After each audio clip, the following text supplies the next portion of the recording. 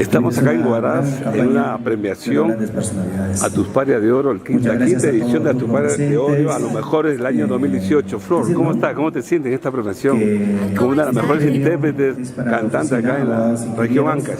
Bueno, estoy muy feliz y contenta. Un saludo muy especial para todos los seguidores de esta bonita revista Un Ritmo.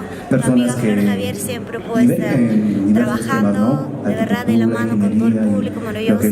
Mil gracias a ustedes. Este premio se lo debo a ustedes, a toda mi gente maravillosa, a toda la gente de Ancash. De verdad, estoy muy emocionada. A Tusparia de Oro es una institución que premia a todos los mejores emprendedores de la región.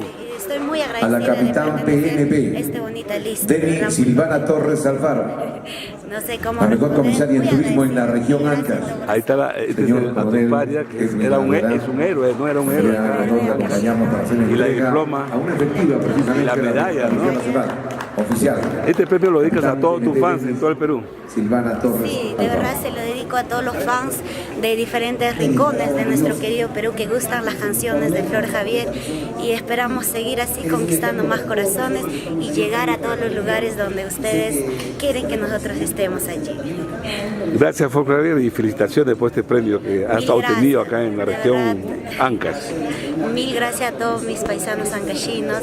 Yo creo que así estamos empezando bien y gracias de verdad. Entonces Ancash nos quiere, nos ama, de donde venimos siempre valoran lo nuestro. De verdad, mil agradecidos con ellos.